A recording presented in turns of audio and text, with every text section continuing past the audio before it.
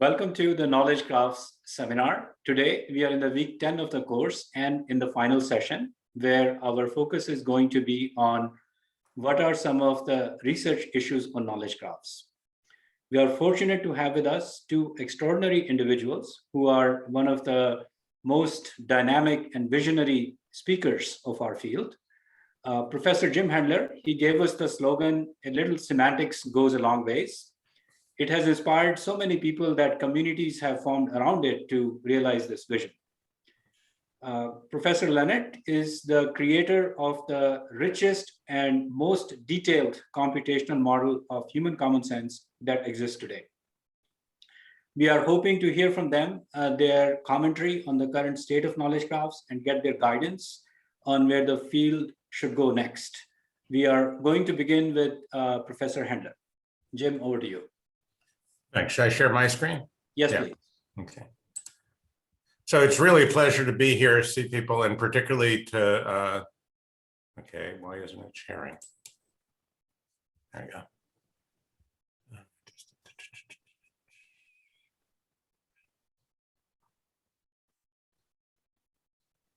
I have 200 open windows at the moment. I'm trying to find my PowerPoint, which was at the top of the stack when I tried it before. Well, if things go badly, you can always pretend that your Zoom connection is freezing up or something. You know, all right, I can't hear you. Doug, I can't hear you.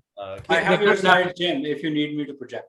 I'll have them in a second. Just they have an application that actually produces that effect for people who want to get out of Zoom phone calls. You know what they call that application? What is it? Zoom. Yeah, I always joke that the best thing about Zoom is you have an excuse for being late. The bad thing is it's usually true. Michael, if you didn't want meta level jokes, you shouldn't have invited me. Yeah, either of us, that's right. You know, so one of the first talks I ever saw in AI was Doug Lennett's Computers and Thought Talk.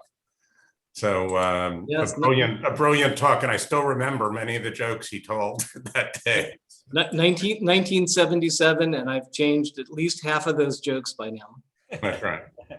Okay, so in theory, I'm sharing, except I'm just saying it's working. It's working. Go ahead. You can see it. There we are. Okay, who can see your message? All right, so So I'm calling the talk Knowledge Graph Semantics, but what I really should call it, if it'll let me advance my slides, there we go, is Knowledge Graph Interoperability.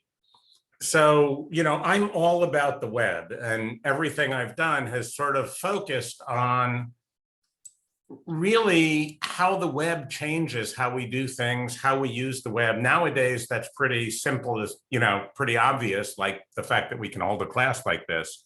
But, you know, when I started doing the web stuff, it was a couple years old and took a while. But to me, what the web has always been about is sharing and linking. And so as we brought AI to the web, a lot of it's been about sharing and linking AI. And so I'm going to sort of do a quick wander through. For some reason, I can't see the top of my slides, which doesn't help. Give me 1 second.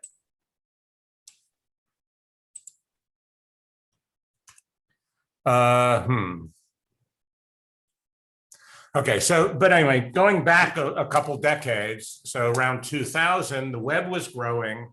We had all these siloed search engines. Jim, if the top of your slide says ancient history, we can see the top of your slide.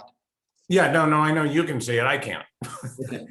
It's not closing the little window that for sharing for some reason. I don't care, I'm just gonna ignore it.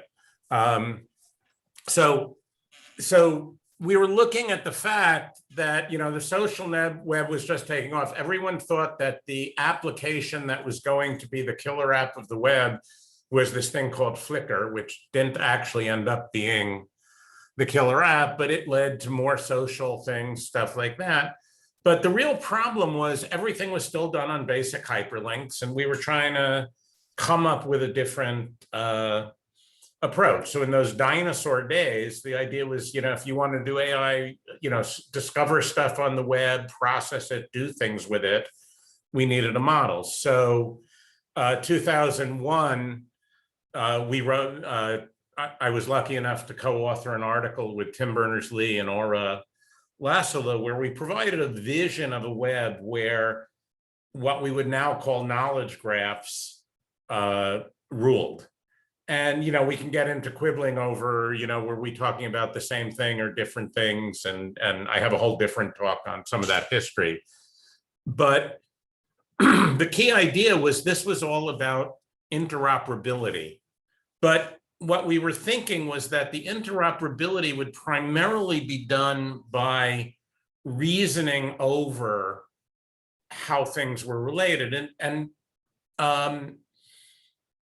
that was not totally wrong, but sort of the use case was that the web would be at a size where if we pulled stuff together and reasoned over it, we could do cool things. But even though we were in the exponential growth, I don't think any of us really realized just how exponential that growth was, except maybe Tim and even Tim, I think, was thinking in a different direction than where the web ended up going. So sort of as we moved from the 2000 years and started really getting into the growth of data on the web, one of the things we were really, so a lot of the early semantic web vision quickly morphed by about 2002, 2003 into what was being referred to as the web of data. Tim and I have another article that's not as well known that came out in about 2004 in the web of data. Maybe the fact that we published it in Japanese is why it's not as well known. There is an English version somewhere around. But again, what we talked about was how database access from the web was growing. And sort of over the next few years, you had these powerful knowledge development tools starting to grow. And then, of course, deep learning came along by 13, 14, and suddenly really powerful tools can be done. But all of these tools need a lot of data. And so the things that are producing the knowledge graphs want data. They're very data intensive programs.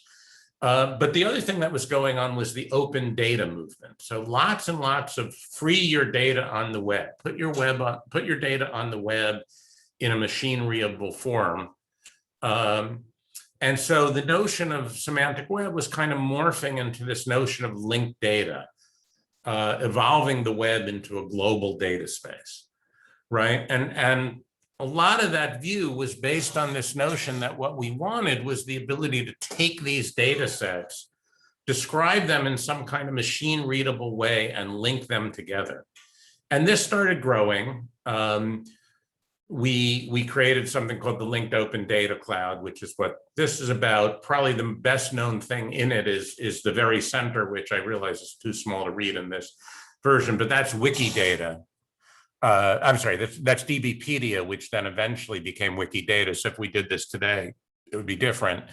The other thing is that circle in the middle is as big as any other circle, but in fact, some of these other circles, the people who defined it were the people who created Wikipedia, and they said no circle can be bigger than this one. So some of these other circles really dwarf this, the ones in bio and government and things like that. But Wikidata turned out to be the really useful thing, DBpedia into Wikidata, because it was able to consume a lot of what people were doing and put it in machine readable form. But it wasn't so much that you were using Wikidata to answer questions. It was you were using Wikidata to put things together, to get interoperability. So the original semantic web version was kind of interoperability between applications. If you go back and read the original article, we talked about, people trying to schedule, and two people trying to schedule their parents' medical appointments. And even today, 20 years later, all of those things can be done on the web with different apps and different websites, and you still can't put it all together easily. So the whole idea was interoperability. And so by 2010, we had moved to this notion of data interoperability. And so that started growing. And then we got to where we were looking at the increase in unstructured data. So, nowadays, what we're really looking at a lot is unstructured data use. So powerful knowledge graph tools are evolving, especially as we have now the graph neural networks and things like that. These tools can consume larger knowledge, can create, that really should say could create large knowledge graphs, not consume large knowledge graphs. And these knowledge graphs are growing within, but not between silos. Right. So pretty much where we start to see any kind of interoperability between knowledge graphs, mostly it's being powered by something like Wikidata or some other single system. So to put it in the old terms, may remember the ontology term. We're looking at a common ontology in some ways, and there's still a lot of interest in creating ontologies, discussing ontologies. Ontologies power some of the, by a different kind of view, are crucial to some of the deep learning stuff, knowing which things go into, what categories to look for when you're training the thing. But you're still primarily looking at these things in silos. And I haven't had a chance to review everything you've seen in this class, but I've looked at some of them. And you have a lot of different things that are looking at, we have the Amazon knowledge graph, the Google knowledge graph, the this knowledge graph, the that knowledge graph. So it just feels to me very much like first the documents on the web circa 2000, then the data on the web circa 2010. So now it's the knowledge graphs on the web circa 2020. So this has all been a way of sort of introducing the main thing I want to get to, which is how do we get these knowledge graphs to work together? So how can we create open or interoperable knowledge graphs that could power these new and innovative applications? A couple of the ones we've been looking for in my laboratory include sort of general knowledge graphs that could be interoperable with specialized knowledge graphs. So for example, health knowledge graphs. And even more fun comes when you start looking at this with some kind of personalization. So the term personal health knowledge graphs is something we're using in a big project I'm involved in. This is sort of a conceptual view of what we're talking about, but being able to pull together both this kind of general large-scale information based on clinical record mining, image mining, genetic information tests, and then pulling together what people are actually doing, both the health knowledge we know about them. So this could be things on the phone, Fitbits, things like that. But much more interesting is we also know that online behaviors can tell us a lot about people's, what's going on in their lives, but about them personally. So in other words, it's not suck all of this into some global thing and put it to, and then create the knowledge graph that everybody uses for a lot of reasons. Your personal health information wants to stay personal. Your personal online behaviors informing your health, you may not want to share all of that with the people over on the other side who are doing the mining. But if you can sort of put these things together in interesting ways through this kind of interoperability, then my phone knows me, the large knowledge graphs know that they get some kind of interoperability and some kind of communication. People are now working on things like distributed learning and things like that. So all of these things could be powered by getting these things to talk together. So how do we get there?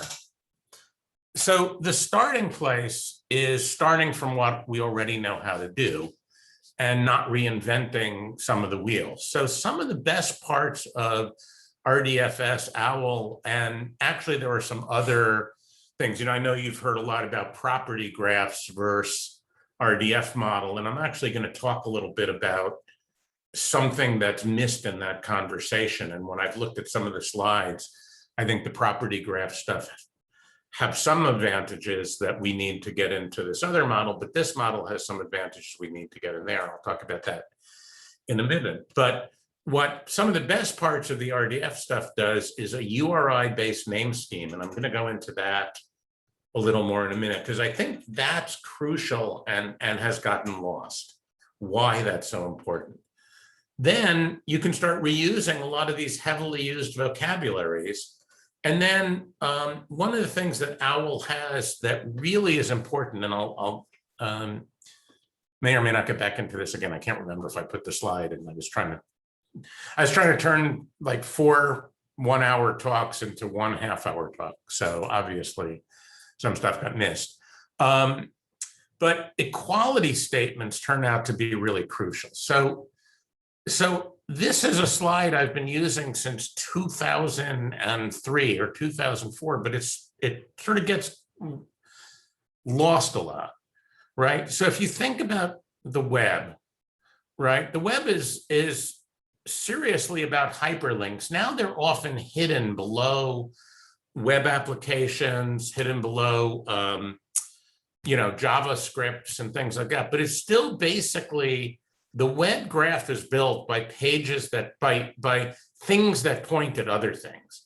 So traditionally on the web, the very early web, you had a web page pointed at a web resource. It could be another web page. It could be a document. It could be, a PDF document. It could be a picture. It could be pretty much anything you wanted. And that's really the basis, the heart of the web. And so what you were looking at is creating these kind of links. But RDF said, what you'd like to do is label those links. And what you'd like is the set of labels to be an infinitely large, well understood labeling system. Well, we have one of those on the web. It's called the URI, or URL when you're looking at documents, web pages. So rather than one URI pointing at another URI, now we have a URI points at another URI, and we label it with something.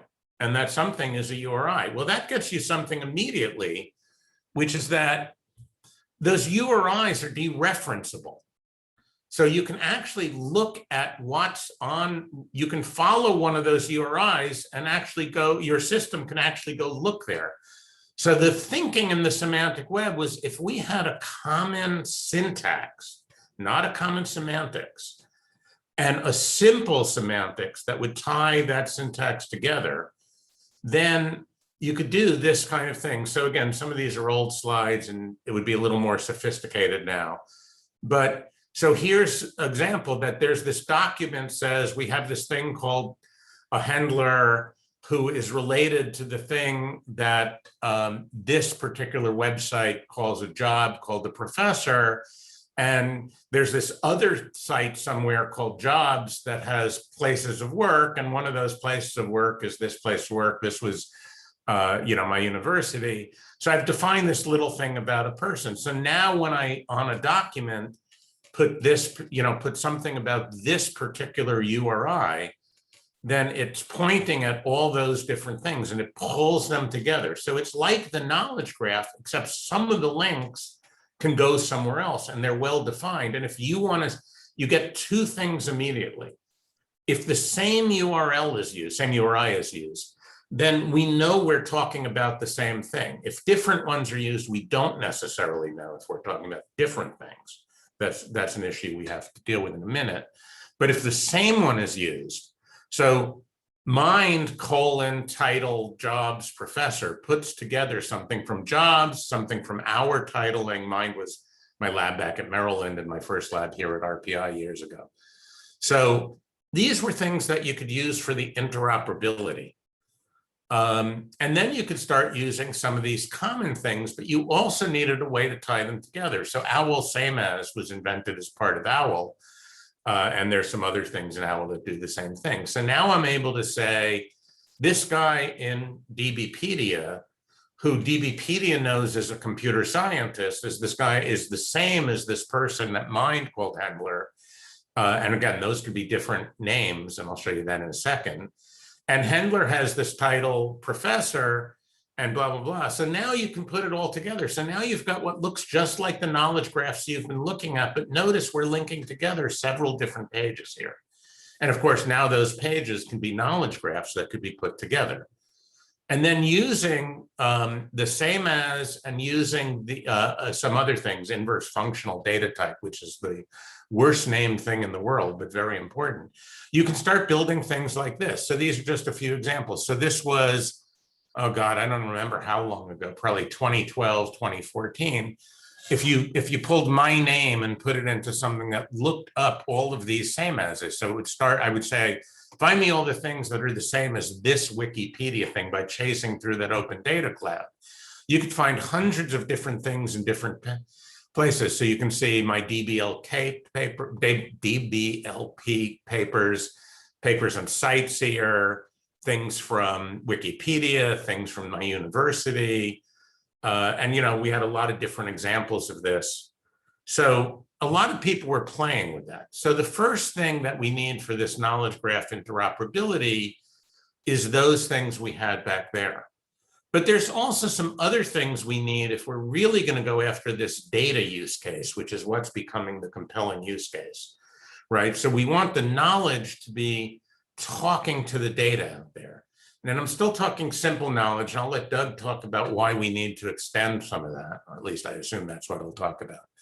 So one of the things that was a real mistake in sort of some of the semantic web stuff is that we left out procedural attachment. And there was actually a reason for that. I have a talk called Wither Owl, which I'll mention in a second. And it talks about why we left some of these things out historically when we were doing this work. But roughly speaking, the real problem we had was that there was a patent on this stuff, and the patent hadn't expired yet, and we couldn't use something that somebody had patented in a standard without making everybody pay for it. But that patent has expired, and virtually everybody I've talked to who uses, for example, the medical ontologies that I believe you've seen, some of which, again, you know, I'm blurring the term ontology, knowledge graph, RDF things, et cetera, because we're going fast.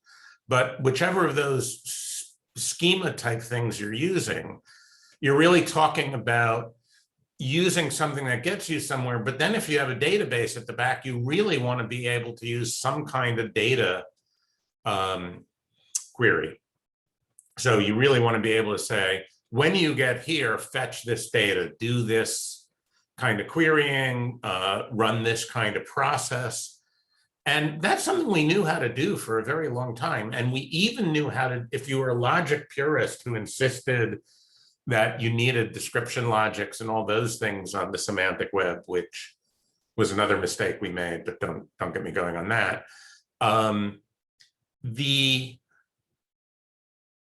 You still need, we still knew how to do it. I mean, Prolog's been doing it for years. You know, DL had ways to do it. DL went back when it meant description logic, not deep learning.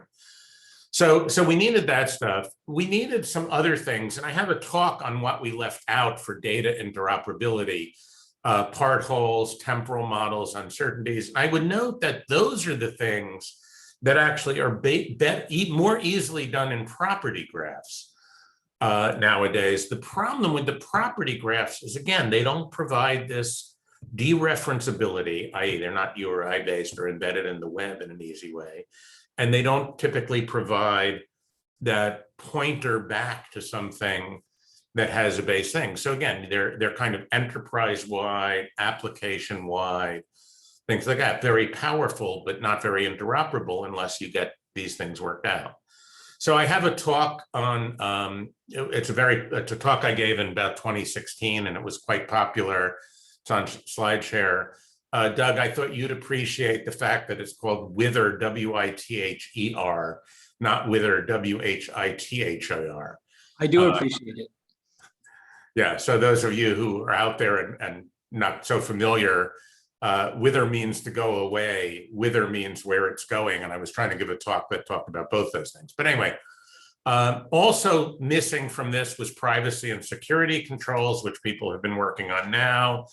And the other thing is a motivation for why to do it. And now there's a lot of systems I've been playing with. A company that I'm a consultant for on the advisory board of has played with this. And since I'm not pushing my companies, I won't talk about it much. But really, how do we pull stuff out of things that live primarily in the data world, use this semantic and knowledge graph infrastructure to put them together, and then hand them off to heavily used business and business intelligence tools, which monetizes opening and sharing these resources. So that's part of what we're trying to do. And that's another piece of learning. The other thing is, Vinay mentioned this, a little semantics goes a long way. Just to tell you how long I've been saying that, this is the T-shirt that my group had from the SHU project, which started in 1996. I realize many of the Stanford students weren't born yet. And I don't think this URI does anything anymore, but the little semantics goes a long way does. Schema.org, which I believe has been presented in this class, was sort of what was started from Yahoo, then Google took it over in a consortial sort of way. And what happened was you ended up with a number of different, with basically defining some very, very simple ontology that nobody in the logical world would like as an ontology.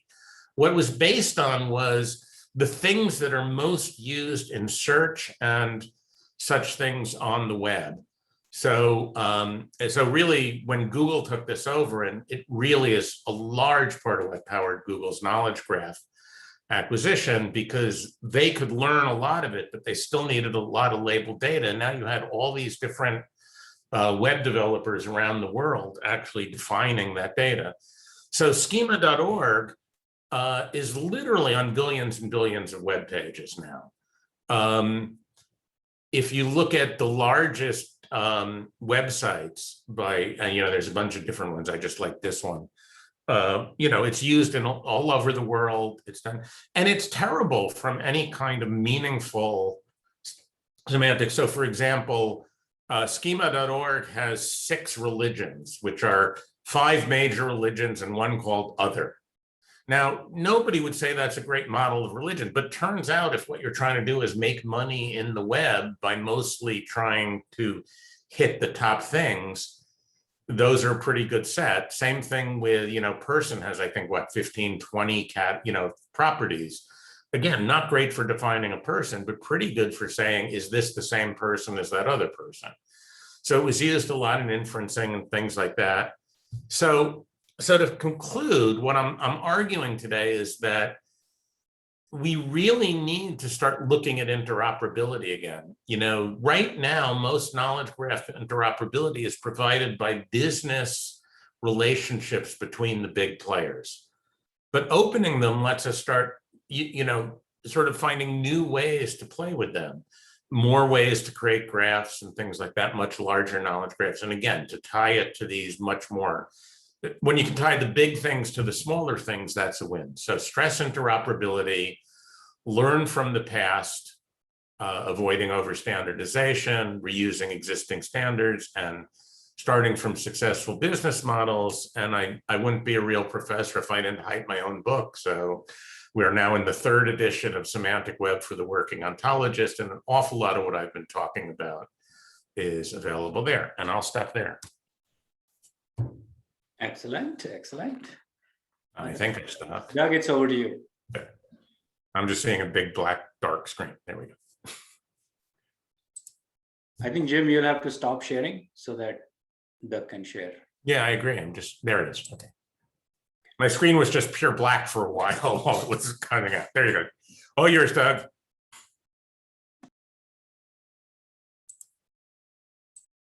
Doug, you're muted.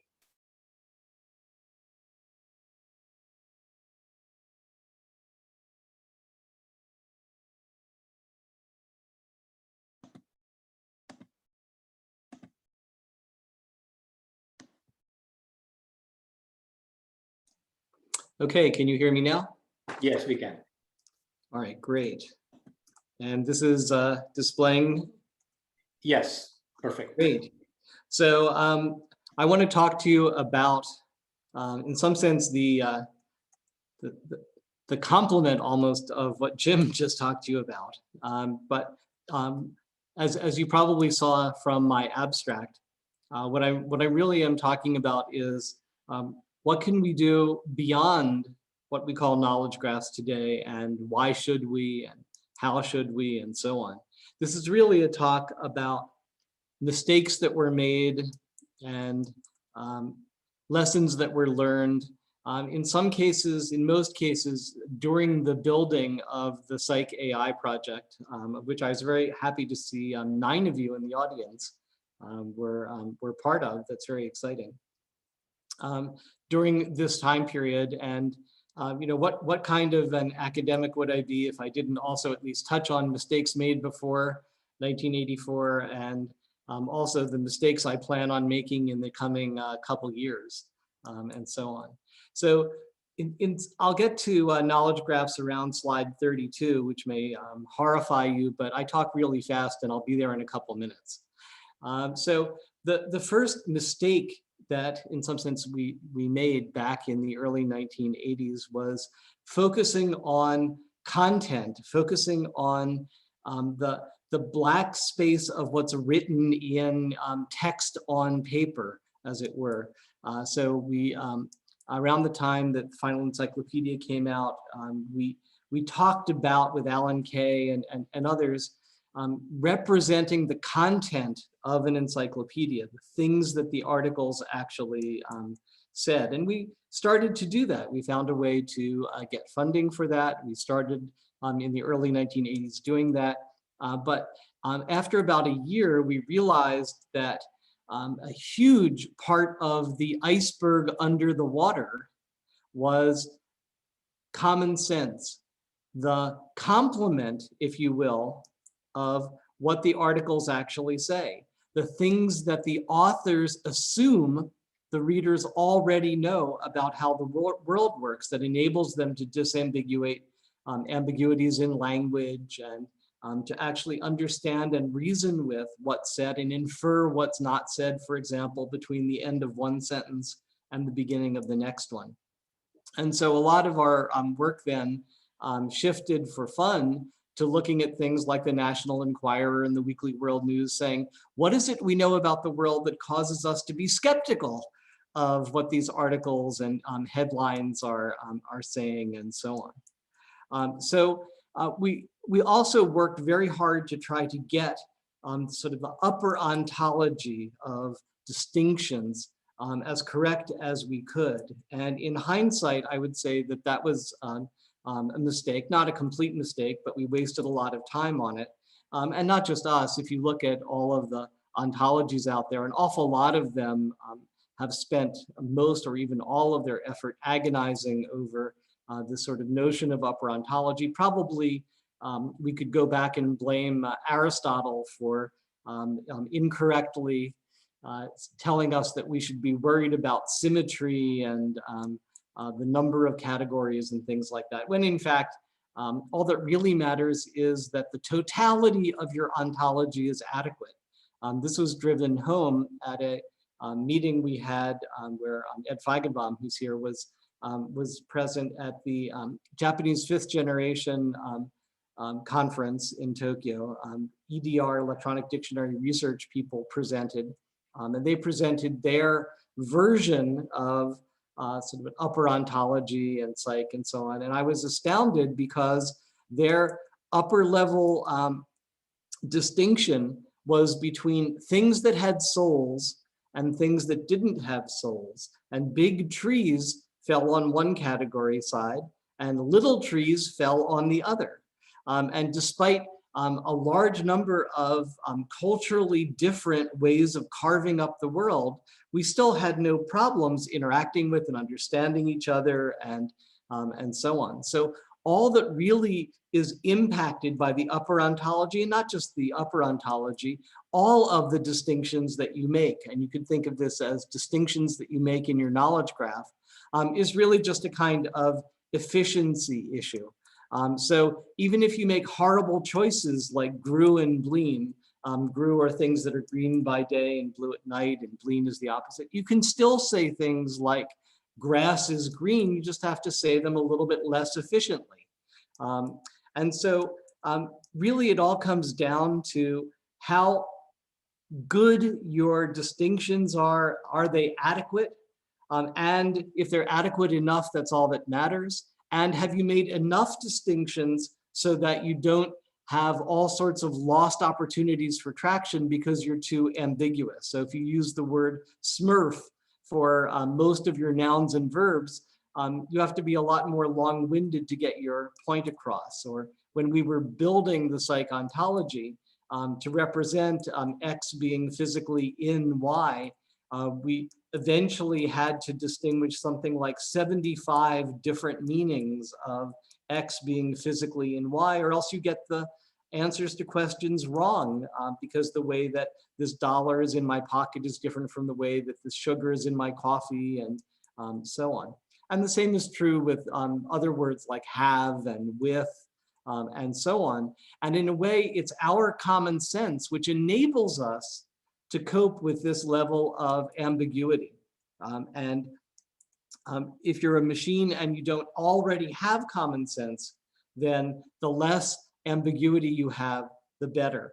And the better your ontology, the more efficient things are, the terser the axioms can be, the terser your assertions in your knowledge graph, if you will, can be. And that's better for humans who have to write them. It's better for automatic programs that have to try to learn them. It's better for an inference engine that has to reason with them, and so on.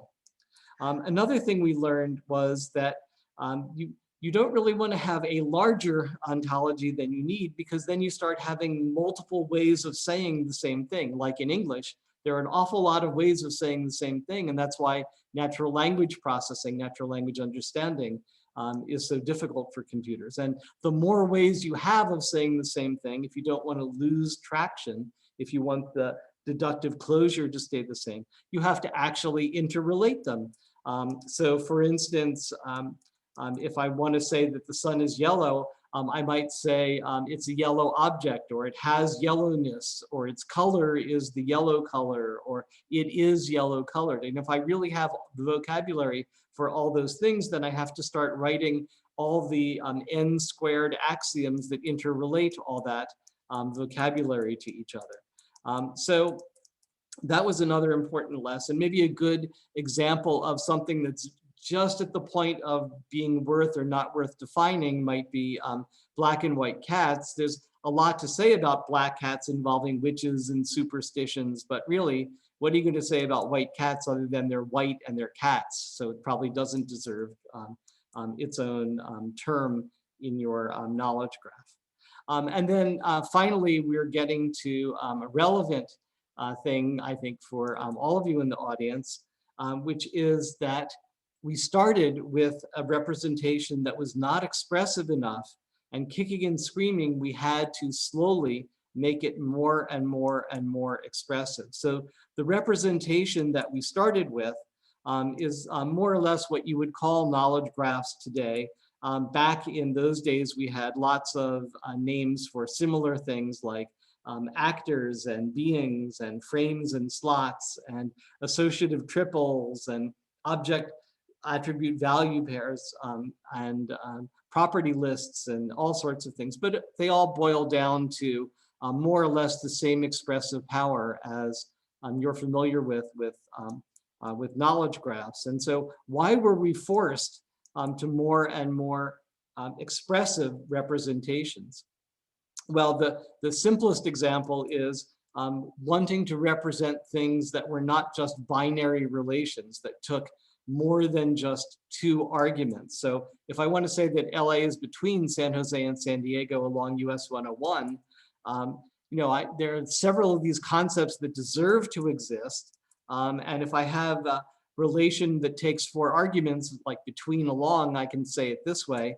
If I'm forced to use just triples, then I have like a very large number of triples, which in some sense don't really mean anything in and of themselves individually. And it's only the bundle of triples that mean something, in which case you might as well have the higher arity relation. So why care about this? It's really the reason why we don't all program in machine language anymore.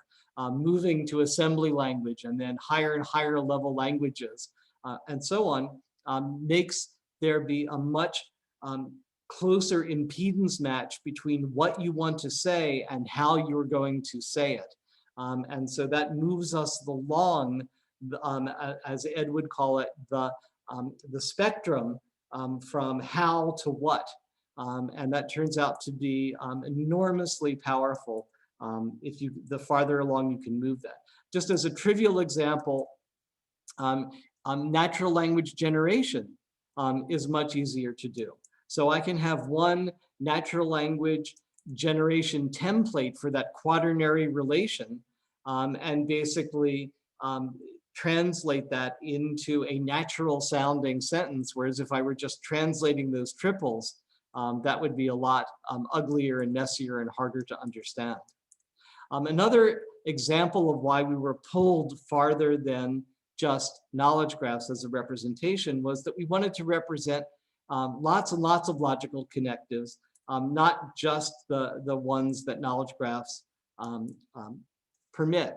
So to move away from things like negation as failure, to be able to talk about the quantifiers like for all and there exists, and the nesting of quantifiers, because while these sentences look very, very similar in English, of course they mean drastically different things. And if you represent them in logic, in say first order logic, of course they look very different. In one case, we're talking about the same king. In the other case, we're not talking about the same mother. And other sorts of quantifiers are things like there exist at least or exist exactly, and things like that. We wanted to differentiate relations that are transitive, like subset of or generalizations, from those which are not transitive. So the set of numbers from 1 to 10 has 10 elements, natural numbers from 1 to 10. It's a finite set. There are an infinite number of finite sets, but of course, the integers between 1 and 10 is not one of those infinite sets. It only has 10 elements and so on. We want to be able to use variables and ask questions like, how are Jill and Joe Biden related? We wanted to have variables in the predicate position, which is a second order thing to do. We wanted to be able to refer to various meta level things like, who told me this and why should I believe it and when was it true and how has it been useful in inference in the past, and what have I tried so far to answer this question, and how successful have I been, and maybe I should change tactics and so on. We want to be able to represent counterfactuals like what if this were true, or sort of qualitative likelihoods and various kinds of modals and nested modals involving belief and desire and fear and expectation. And this is not just some arbitrary philosopher saying it would be nice if we could, ... If you turn to almost any news report, conversation transcript, you'll see all of these kinds of things like nested modals appear all over the place.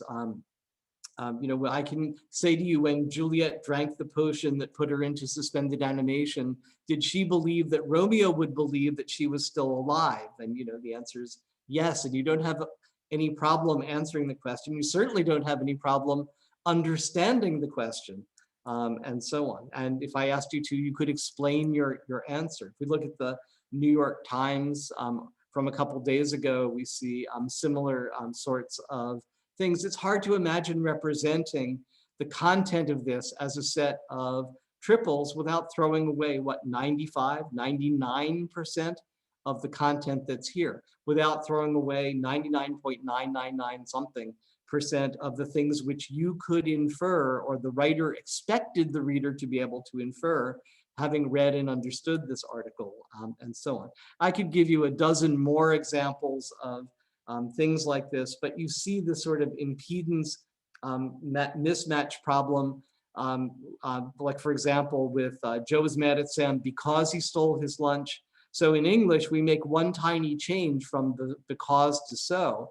Joe is mad at Sam, so he stole his lunch. Now the he and his in the first sentence are obviously Joe was mad at Sam because Sam stole his lunch, but in the second one, Joe is mad at Sam, so Joe stole Sam's lunch, and so we have no trouble understanding these, or understanding that if I say this thing about appendectomies, since people generally don't have more than one appendectomy, I really meant or rather than and here, and so on. So by about 1989, we sort of had moved to the point where we realized we would need higher order logic and modal logics to represent all this. So how could we possibly get this to be efficient?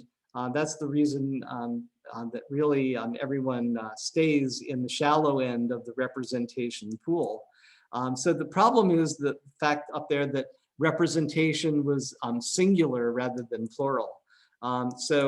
As I often say, we're really talking about right versus left brain reasoning, but all of you knowing about knowledge graphs are sort of here on the left brain side, but there's still this choice of, even after you make this commitment to left brain reasoning, how expressive is your logic going to be? Are you going to be satisfied with knowledge graphs, or do you want to move to full first order logic or to higher order logics and so on? So why not? Why stay in the shallow end? Well, obviously it's because there's this trade-off between how efficient it is to reason with things represented a certain way and how expressive that representation language is. And at one extreme, you have like natural languages and higher order logic. At the other extreme, you have sort of, machine learning and machine language and so on. So really, taking a lesson from war games, the only way to win this game is not to play and essentially say, we're not going to make a trade-off. We're going to separate the epistemological problem of what should the system know from the heuristic problem of how can it reason efficiently with what it knows. So that means we're going to have multiple representation languages and a translator between them, sort of like the Eloi and the Morlocks, with the Eloi being, let's say, philosophers working at a nice, clean epistemological level, and the Morlocks being inference programmers, down grubbing under the surface of the earth to make things efficient. And so we basically represent things in at least two ways in psych, at an EL and at an HL. And actually by now, we have over 1,000 different ways of representing things, over 1,000 different representations and HL modules and so on. And I won't really go through the reason why I'm not paying much attention to the numbers here, but essentially you can change things from 10 to the 22nd things you have to say down to like 10 to the 4th things you have to say by being clever. And so a lot of our people's time, and again, several of you in the audience have been people working with us on this, is spent being clever, policing things, looking for ways to generalize so that things happen in a small number of axioms rather than some astronomical number of axioms. And having representations like the paragraph above are fine, but if you realize that you can re-represent that as 5 linear equations and 5 unknowns, then you can solve that in about 1 minute versus 5 or 10 minutes or giving up. But anyway, the chasm persists all this time. And there are lots and lots of other mistakes we made and lessons we learned. I don't have time to go through them in detail, but I'll sort of race through a few of them just so you can get a sense of what they are. There are about 150 lessons altogether. I'll race through about half a dozen. 150 breakthroughs sounds like a lot maybe, but if you divide by 37 years that we've been working on this project, it's a little bit less impressive. But anyway, one of them is something that Mike certainly knows very well, that he and I worked on together back at Stanford decades ago, which is the fact that you can often gain enormous efficiency by a judicious use of meta-knowledge and even meta-meta-knowledge. So you have sort of rules and meta-rules and meta-meta-rules and so on. And maybe 90% of your time you're actually solving a problem, but a little bit of the time you're doing meta-level reasoning, and that makes a huge efficiency gain. Rule macro predicates are just a way of saying, oh yeah, here are these complicated schemas, but they recur so often that we're going to define a whole new predicate, in this case, a simple ternary predicate that captures the meaning of that schema. So now I've turned and if then rule into a GAF, a ground atomic formula. And reasoning with GAFs is enormously efficient compared to reasoning with logical formulas in general. So another example was we had this proliferation of inference parameters, like how many inference steps should we allow? How many backchain steps should we allow? How many new concepts can be created and so on. We eventually had something like 150 different inference parameters that were like little dials you could set whenever you were doing asking psych a question. And one of the empirical lessons we learned was that in fact, if you just pick 6 combinations of those parameters, those 6 combinations suffice to give pretty much the same answers on the last million questions that psych was asked. So you don't really need all these, you only need these little 6 settings, and you have one dial with 6 settings that replaces all of that aggravation. I'll go through some examples of what I mean by the efficiency. This was another example, but just to show you a quick demonstration so you can see what I mean by answering these questions quickly. So here we're asking psych, would humans dislike touching incandescent light bulbs while they're on? And psych is saying, yes, and we can ask why, and it will tell us sort of why, like humans don't like feeling pain, and it's like really, hot. And so underneath all this is the underlying psych-L, and it's generating these expressions in real time. But to take something dramatically more complicated to ask and answer, we could say things like in Romeo and Juliet, when Romeo tries to buy the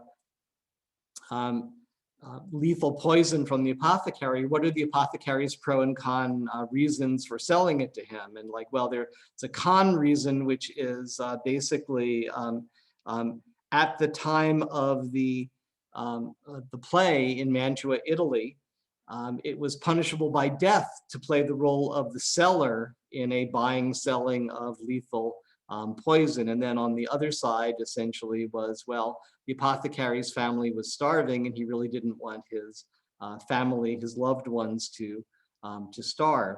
Or to give an even more dramatic example of a counterfactual hypothetical question, how would Lord Montague have felt about their wedding if he had known about it? Well, he would have felt great abhorrence, but I could actually do things like say, let's enable premise rejection and so on. And now I could basically look at the justification for this and say, oh yeah, it all comes down to the fact that at the time of the play, these two houses were enemies. What if they weren't enemies of each other? Now I could go back and ask that question again, where we're assuming now that it's just a medieval city in Italy where the children of 2 ruling noble families are getting married. And so it's psych is reasoning that, oh, well, he probably would have then felt approval toward them and so on. So part of what I'm showing you here is to show you that the reasoning is fast. It can be effectively in real time. The expressiveness is there. The ability to represent it is there. The ability to do the reasoning is there, and so on. I'll give you a secret lesson learned, which was people kept complaining because every now and then psych would fall through all these 1,100 special purpose reasoners and call on the guy in the back who always had his hand up that you never wanted to call on unless you had to because he was so slow, which was the general theorem prover. And it turned out that any question that psych had that it had to call on the general theorem prover, it ran out of time for. So we just very quietly turned off the general theorem proving module about a decade ago, and no one's ever noticed. So that was sort of an exciting thing. And yes, I know theoretically that's like a terrible thing to do. And if you want, you can turn it on, but it's just going to be something you regret. We also made some mistakes about what we thought people would want to share, that we thought that they would understand that just sharing the ontology, the taxonomy, the knowledge graph would miss the critical information. It's nice to know that terms like person and sleep and night and so on, but if you don't also have the knowledge that people sleep at night, they sleep for several hours, they sleep with their eyes closed, they sleep lying down, they can be woken up, they don't like being woken up. If you don't actually have the things that are the complement of the ontology or the knowledge graph, then you're throwing 90% of the baby out with the bathwater. So despite that, people grabbed OpenPsych and they were happy with it, when in fact the whole point of OpenPsych was to show everyone in the community why that wasn't actually enough. To answer Jim's what he thought was rhetorical question, what you really need for this sharing is to share enough of the content as well as enough of the ontology and enough of the context, because all these different ontologies really were built in different contexts and different time periods for different purposes and so on.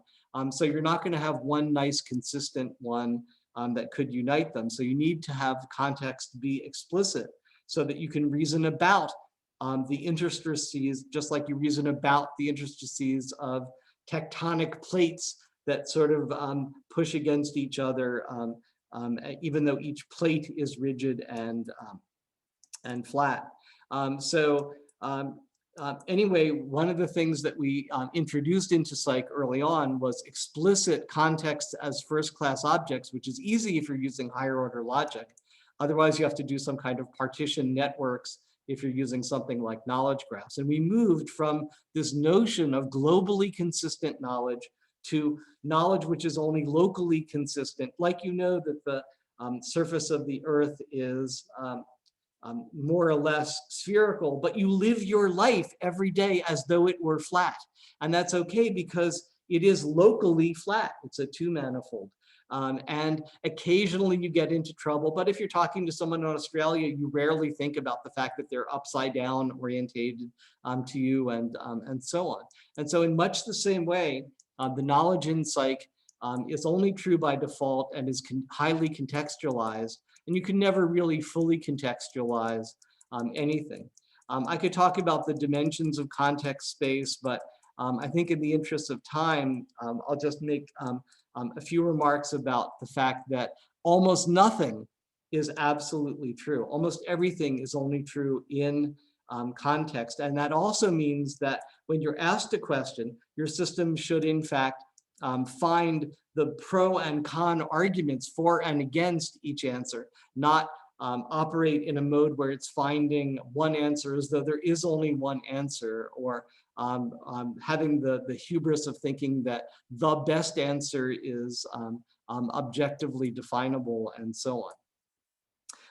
Now, the next mistake, and you may get a kick out of this, was taking everything I just said way too seriously, because very often you know that you're solving a problem where, in fact, you can ignore everything except this small set of knowledge, or you know that while you want the system to be able to accommodate new knowledge, nothing is going to be learned from the outside world while I solve this problem. Or you know that you're assigning professors and students and classrooms for classes next semester, and so SAT constraints are all you need, and you know maybe in some problem that things are going to be consistent and so on. So I could go through lots and lots of additional pitfalls that our ontological engineers have gone through, but I think that at this point you sort of get the idea, and we could talk about taking variable names and term names too seriously, about overgeneralizing things that in fact are really default false, about over-specializing things like this, where in fact something much more general like causes precede effects is really all you need to represent, and so on. And I guess the final mistake or the final lesson learned was that we really need to map and we have been over the last 10 or 20 years, mapping psych to different ontologies, to different databases, to web services and machine learning systems, and so on. And as I said, there are about 150 of these, and I've only covered about half a dozen in any detail. And it looks like we don't have enough time, unfortunately, for me to tell you about the mistakes I intend to make in the next couple of years, but maybe that'll come up during the question and answers session. So let me stop at this point and turn things back to our moderators. All right. Thanks, Doug and Jim, for those outstanding and thought-provoking presentations. We have about 20 minutes now for questions and discussions. There are some questions that have been posted in the chat. So let's just pick something from the questions from the audience. So there is a question: what will cause big companies to open up their knowledge graphs for interoperability? So, I think that's the big question. And, I have a few different historical answers and one, business answer that we're, kind of betting. I know at least one company that's being bet on. So the historical answer is interoperable small things are the only thing that can challenge non-interoperable big things. The most famous example I can think of is nowadays when you go to Google, when you go to Amazon or any of those things, you not only get what they'll sell you, but also what lots of other people will sell you.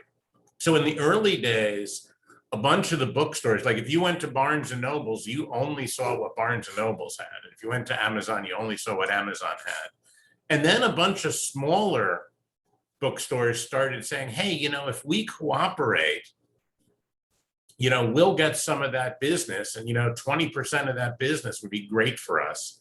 And they started taking away the tail of a lot of that stuff, and that forced those other guys to sort of open up their stuff to, so now, the agents that wander through everybody's stuff and all those kind of interoperability things became standard. And you see a lot of places where silos, the only thing, they either win, Facebook, or they lose because they get challenged by lots of small things together. Schema.org was one where none of the search engines could get anybody to do this alone, but once all the search engines started endorsing it, they got further along. So I think that same model saying, we have a lot of small companies that have built some very specialized knowledge graphs, and together we can start to challenge some of the bigger guys. The bigger guys are then forced either to open up or to buy us. And the specific business case I mentioned in passing was a lot of these business intelligence systems need you to pull stuff from different databases. And mostly that's being done now within your enterprise. But now when you start to get some of these open enterprises, so we are a consortium doing things, and we don't have a single agreed upon standard in our data, and we don't have the money to recode everything. But what we can do with some kind of interoperability is pull our stuff together and then throw it into the common business tool. So we only need to do n to one and one to the tool as opposed to n squared kind of thing. So I think it will be those same kind of arguments. Okay. So given that, Jim, you feel that semantic interoperability for knowledge graphs should be the next thing, that raises the question in my mind that semantics is what psych has been about throughout its history. And the question for Doug would be that if, let's say, we wanted to solve this problem of interoperability of knowledge graphs over the web, what 1% of psych we could bring to this problem? Yeah, so I guess I would say that part of the problem, this actually gets to Omar's question. Part of the problem is assuming that there is some 1% like that. In a way that's like saying, well, we want to hire a new petroleum engineer. What 1% of his brain should we allow him to retain or allow her to retain? I think that the key to having the kind of interlingua that Jim was talking about is basically having enough of the territory covered that in fact you can, just like you would with one human being looking at a database schema, you can explain to, in this case, psych, what the meaning of this schema element is, what the meaning of that relation is, what the meaning of that concept boundary is in this particular ontology or that one, and so on. And it's only through doing that, I think, that we're really going to see that kind of integration. This was something that was learned really early on in the Stanford Heuristic Programming Project, when people took sets of if-then rules, which individually these sets work perfectly fine for different applications. But when you try to just union them together, horrible things happened, either errors of omission, because these people use different terms, and so these rules passed like ships in the night, or even worse, they used the same terms to mean something different, and they would collide, or one of them would make all sorts of assumptions that the other ones didn't. Okay, so maybe you're saying that I shouldn't be asking what 1% to take. The real answer is we need to take 100%. And let's say we agree to that. Then the next question that I think several people are asking is, how can we go beyond just 100 people working on psych versus other people sort of participating in that effort?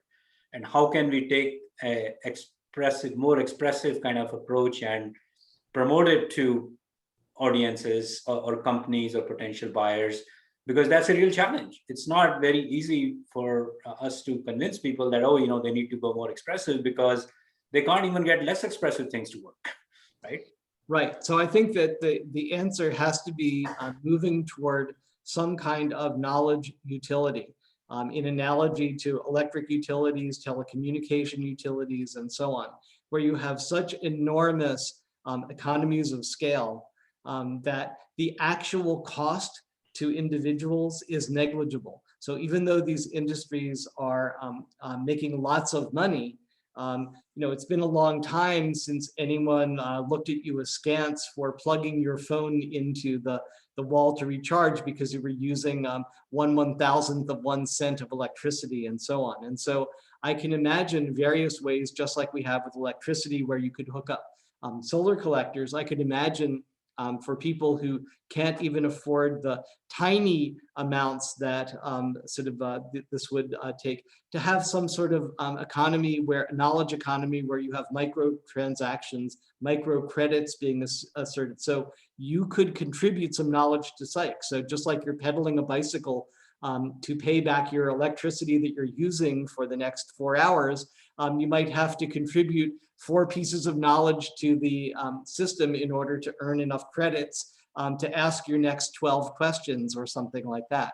And because because psych knows exactly who contributed what, you can basically decide, oh yes, this person gets 3 billionths of a cent for this other person having asked this question, and so on. And gradually over time, you get to a state where you've got this economy of scale. And so I think anything we could do to jumpstart a national knowledge economy, like I just described, is the way that we can get to this state where, just like the ARPANET dream was to have computation effectively free, and today computation really is effectively free. What I'm talking about is how we could get to a scale where, for all intents and purposes, reasoning would be free. And Okay. I can't imagine any more worthwhile goal for us to have.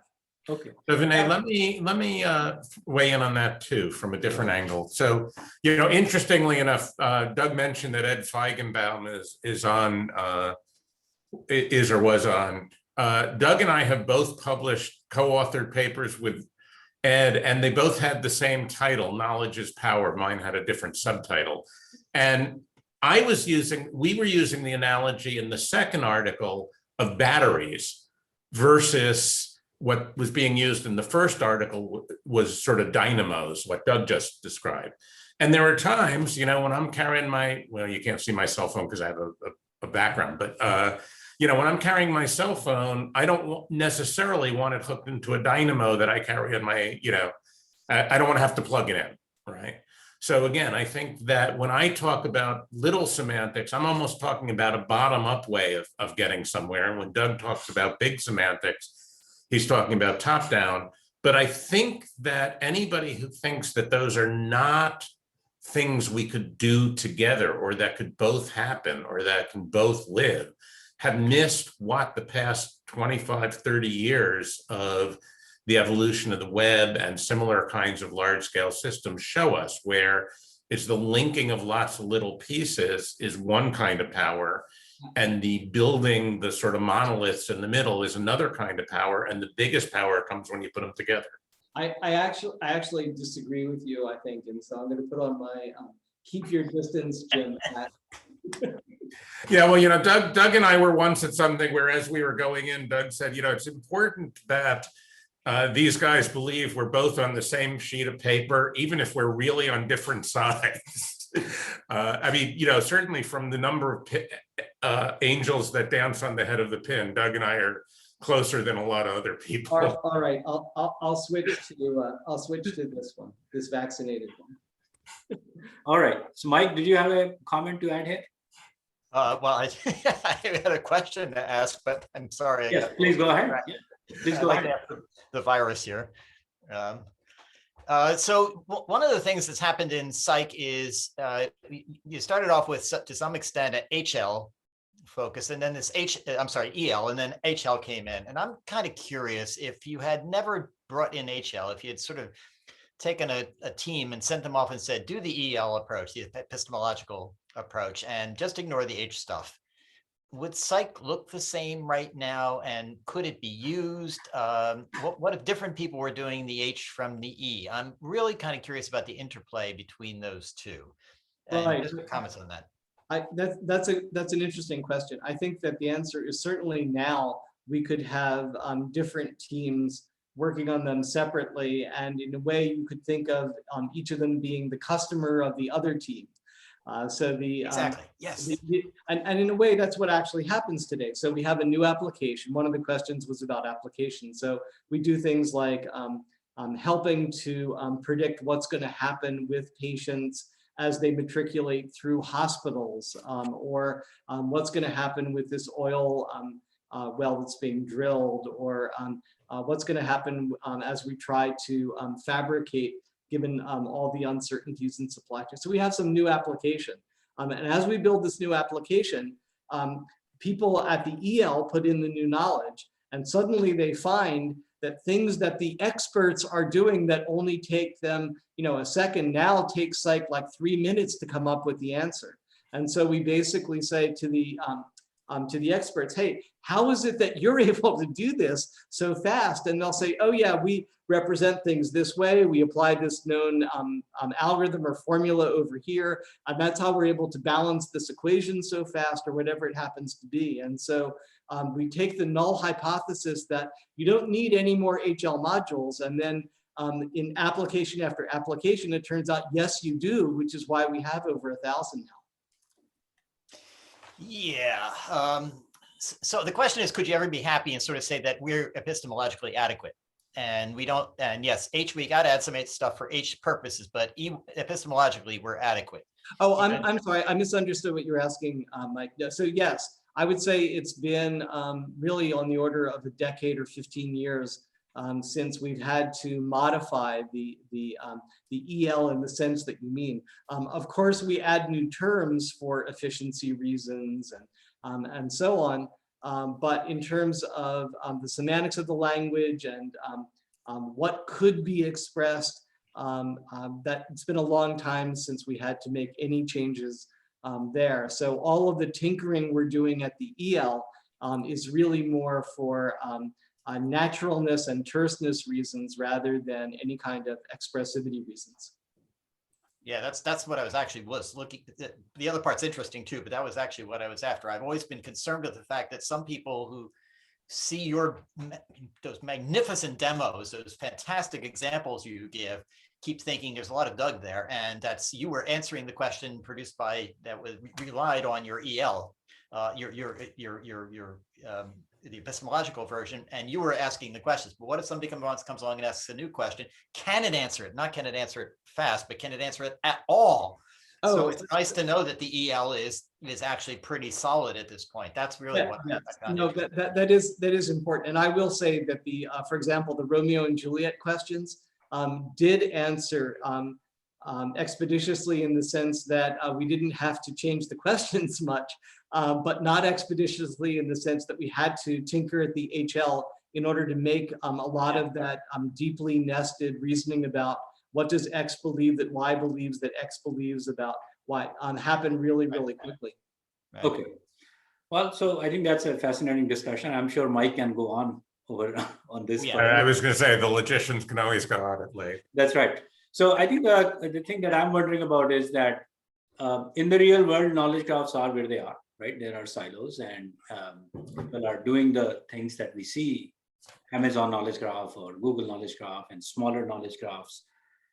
Given that is the reality, where do you think we are to be in next, say, 3 years or 5 years, right? So Vinay, I would use the following analogy. We used to joke, we still joke in some places that, ontologies are like toothbrushes. Everyone has one and no one wants to share them.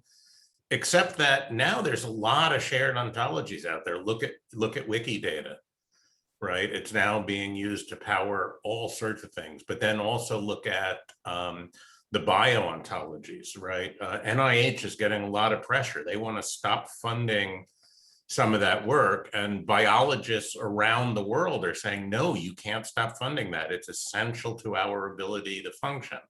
So again, we're definitely seeing sectors and niches where you have large things in one place, small things in another. It's pretty much wherever anybody needs agreement. And then you also have enterprise ones, which are just agreement within something. The average enterprise web today, intraweb, is bigger than the web was in 1995 when, it first came out and everybody said, wow, look at the web. So, I actually think history shows us that the only thing that wins is large and small and things starting to move together. So I think as KG technology becomes easier and easier to deploy in small applications, then people will start finding the business models for this kind of linking. And whether, Psych is the middle, Wikidata is the middle, lots of other things are the middle, or, when my personal belief is why have a middle? That's kind of what seems to work in the real world. And it's one of the only things that works in the real world to really get growth. I have a surprisingly concrete and different opinion, Jim, which is I think that if you look out 5 years, what you'll see is yet higher level language, one level higher than everything we've been talking about in terms of psych and knowledge graphs. And what do I mean by that? I mean that we've finally gotten to the point now where I think psych itself is able to actively help with the use and extension and mapping to third-party sources itself, which is very exciting. I'll give you one short example of that, which is a tool for doing abductive reasoning. And so people who don't even understand AI, who don't understand logic, who don't want to find out anything about psych or epistemology or even knowledge graphs can use it. And essentially what happens is you're building an application, you ask a question, it gets the question wrong. The expert says, here's the right answer. And then psych uses everything it knows about common sense, about the domain, about discourse, to say, oh, well, here are 10 things which are plausible. And if any one of these had been true, I would have gotten the answer you just told me I should have gotten.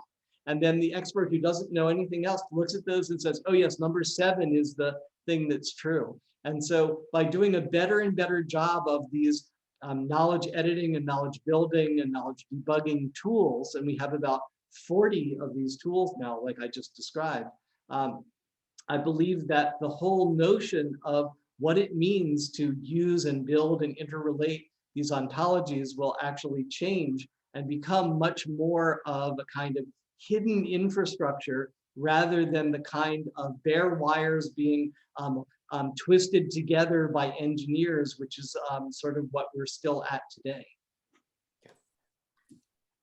All right. Yeah, I mean, that's fair enough. I mean, Doug's argument is, well, let's keep doing what we've been doing, right? And eventually it will hit the real world. Well, we are nearly at the end of our time. Perhaps we could conclude by requesting each of our panelists for their thoughts on what mistakes they would like to make for next few years. Jim, do you want to go first? Yeah, Doug's never let me have the last word. Okay. I think the mistake I'd like to make is looking at the many different ways this stuff can play out and not yet standardizing on a business model. So I think we don't have in the knowledge graph world yet quite enough of a, let me call it a common base, a shared something such that we're quite ready to do that. So schema.org for knowledge graphs isn't there yet, because we don't quite know what the use cases that will really power that. So a lot of the questions on the Q&A have been, sort of, okay, so what do we do with this? And my answer is, we're still figuring that out, but, we can already see academically this stuff coming. But, we were playing with a lot of the interoperable, knowledge systems long before the web came along. It's just, it really figured out how to get right. And then on the web, I could give you that same story over and over and over and over again, where sort of something starts to grow, gets interesting, becomes a de facto standard, different models make it, or different business models. And so, again, I think years ago on the sort of semantic web space, I said, our problem isn't the chicken and egg anymore. It's the building the farm, the process farm. I think knowledge, and we have now, and schema.org is one example of it. And if I had time, I'd go into a lot of others.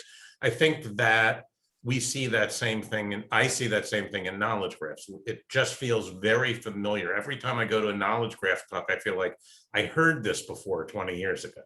Okay. There are differences, as I've talked about today. They're not the same, but yeah, that would be my thing. So I think what we really want to do is try lots of different things, make lots of mistakes, okay, and evolve the right things. Excellent answer. Doug, what's your take? So the mistake, although I hope it's not a mistake, but the potential big mistake is going to be assuming that the kind of infrastructure, the kind of knowledge utility scaling will happen, and that in fact, an enormous number of people in the world could be very quickly brought up to speed to using the more powerful, the power tools that I was describing, and could be brought up to speed in doing ontology and axiomatization work and so on. In fact, we started something called the Knowledge Axiomatization Institute, which believes that we could actually find people with latent talent for doing this, including high school dropouts and so on, because there's no real correlation between the current education system in the US and in the world and ability to learn to do this and train those people, put them through a kind of core training to get to the point where they could be sort of ontological engineers and have an entire career doing that and so on. So there's several bets that we're making, and it's possible that one or more of those bets will turn out to be mistakes. But I still think it's in the best interest for the world, for humanity, to make those bets and hope that in fact they pay off. Yeah, no, I think that sounds very exciting. This whole idea of Knowledge Axiomatization Institute, I had not heard that before, and I'm glad that you're willing to bet on this. And I just hope that it doesn't turn out to be a mistake. We just got our approval from the IRS for it to be a 401c3 charity. Great news, great news. Excellent. So we are already over time. With that, I would like to conclude today's session with a word of thanks and gratitude to both of our invited speakers. It's been really a blessing to be with both of you today and to hear your perspective and hear your thoughts. This is also the conclusion of our Spring 2021 seminar series. I'd also like to thank participants in our class as well as guests who have been showing up here every week with full devotion. We've learned a lot with all of you. So thank you all very much. And hopefully we will continue some form of this series again next year. Thank you all very much. Thanks, Jim. Thanks, Doug. Good to see you both. Same here. Hope we get a chance to do this again sometime soon. We're going to have more time to chat. Yeah. If I don't know if people have their emails publicly available, but there were a whole bunch of questions in chat that we didn't get to. If you could copy the questions and send me information for contacting the people or some way of getting responses back to them, I'd be happy to answer this. Sure. Yeah, I mean, maybe the easiest thing is to say that they could write to you at doug@psych.com. Yes. Right? It's doug@psych.com, cyc.com. Yeah, and I'll make the same offer. Send them to me at hendler@cs.rpi.edu, or just put my last name into Google and you'll find it. But please tell me you were here, because I get a lot of random questions and don't have time to answer everything everybody sends me. But I feel people who gave me the time, did me the honor of spending their time listening to me, deserve my time in answering their questions. Exactly. It's fantastic that you guys have set this up and are doing this. So yeah. I really applaud you're doing this. Thank you. All right. Thank you. Okay, folks. See you later. Okay. Bye-bye.